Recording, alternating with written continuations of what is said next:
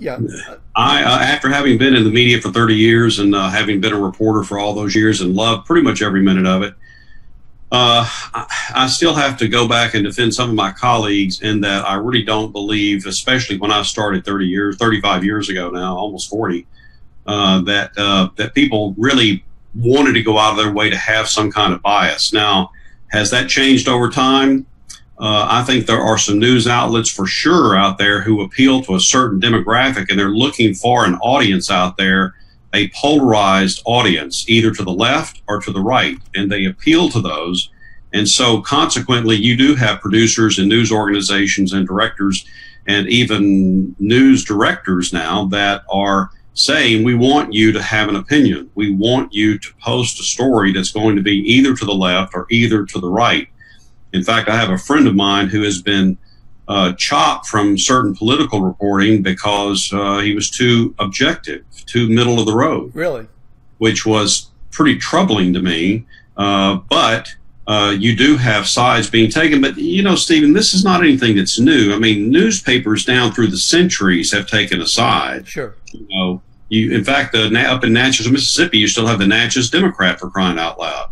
I haven't seen too many papers that say that they're Republican, but you know, it really is whatever you want to read, and eventually you do figure out that there is a certain slant to it. Now, that appeals to people who like to have their opinions bolstered.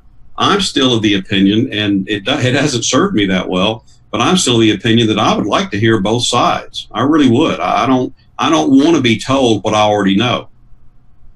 Yeah, but Leo, let's say this. Don't you think that if you go back to the 80s and the 90s, that although there were certainly opinions that were expressed, they seem to be restricted more to the opinion page. The writer, the reporter who covered a speech, who covered an event, seemed a little bit more objective in terms of laying out the facts, and then the opinions were fought off on the opinion page of the newspaper, where now, as you say, you see the opinions creeping into the stories themselves. Now, even people throw up Fox News all the time. There's very individual opinions, but when you see the newspaper stories, I've seen much more of a slant, both in conservative and liberal newspapers, where the opinions are worked into the stories. That to me seems like a fairly new phenomena, something we've just seen in recent years. And if you go back, like I felt like back when I was in public office, I was there for 28 years, that maybe there would be an editorial that disagreed with something I would do on an issue.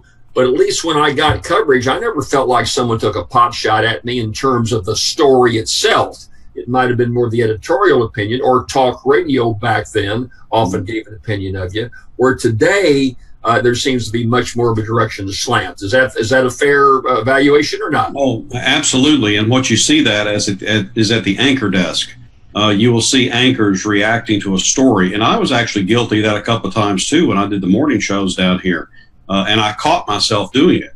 So, you know, it's like you react to something, you go, and then you realize, wait a minute. No, it's not that I really have an opinion. It's just that suddenly hits me a certain way and I react to it. But I've seen that as a routine now on national broadcasts. And I think there's no place for that. I mean, back in Walter Cronkite's day, Uncle Walter would never have done that. In fact, the only time that he ever editorialized anything that I know of was when he went to Vietnam in 1968 after the Tet Offensive. And he basically said, what I found is we're losing this war. And he came back and said, the best thing we can do right now, folks, is just to get out with some honor and some dignity and just say we did the best we could. And that was the only time Walter Cronkite, but now it's just like it's a matter of routine. Well, okay, so let me tell you who's commenting. Again, Scott Richard said, good point, Mr. Brown. Victoria Green, awesome to watch.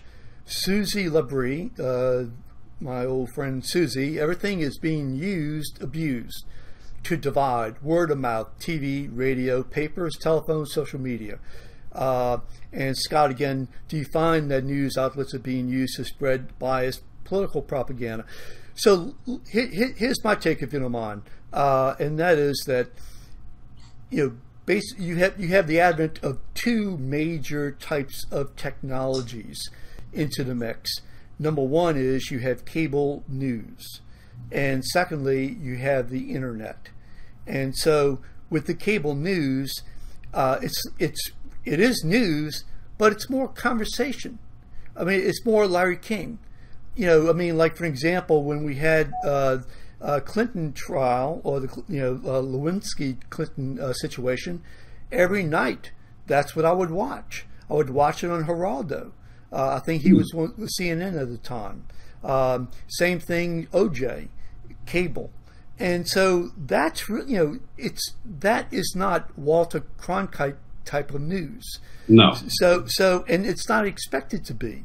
The other thing is that you have, of course, the internet, and obviously when you have a country like Russia throwing fake news at us all the time, it gets tough. And then, of course, when you have a lot of websites out there on the left and the right,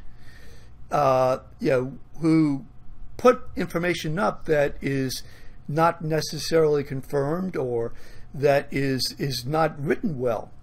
I mean, that also is really sad. Now, Jim, your daughter is in charge of, am I correct, the operation for Facebook in terms of dealing with media? Yeah, that's a big challenge for her too, because Facebook has got 2 billion subscribers worldwide. 60% they find of those Facebook subscribers, which would be 60% of 1,600,000,000 of those subscribers, get their news exclusively from Facebook. They don't read it out of a newspaper or on TV.